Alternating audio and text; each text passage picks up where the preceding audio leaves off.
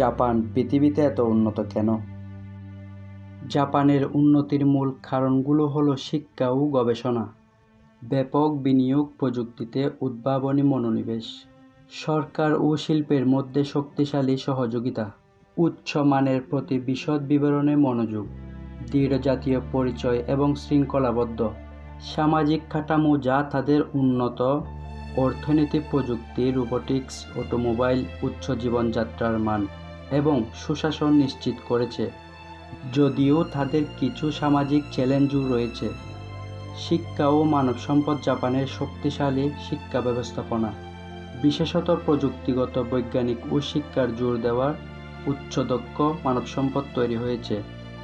গবেষণা ও উন্নয়ন, আর&ডি কোম্পানিগুলো গবেষণা ও উন্নয়ন প্রচুর বিনিয়োগ করে থাকে, যা অত্যাধুনিক প্রযুক্তিতে উদ্ভাবনে সাহায্য করছে।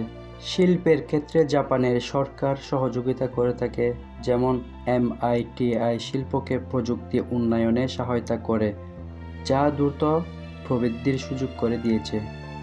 জাপানি সংস্কৃতি পণ্যের গুণগত মান ও নির্ভুলতা এবং বিশদ বিবরণে মনোযোগ দেওয়া হয়, যা উচ্চমানের পণ্য উৎপাদনে সহায়তা করে।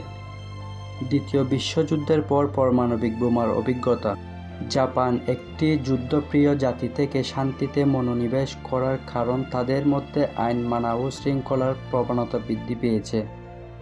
একটি শক্তিশালী ঐক্যবদ্ধ জাতীয় পরিচয় দলগত কাজ ও প্রকল্প বাস্তবায়নে সহায়তা করে।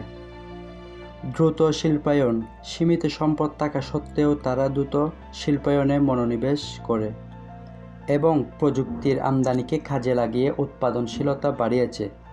জাপানের উন্নতির ক্ষেত্রসমূহ: প্রযুক্তি, অটোমোবাইলস, রোবোটিক্স, ইলেকট্রনিক্স এবং অপটিক্যাল প্রযুক্তিতে বিশ্বসেরা।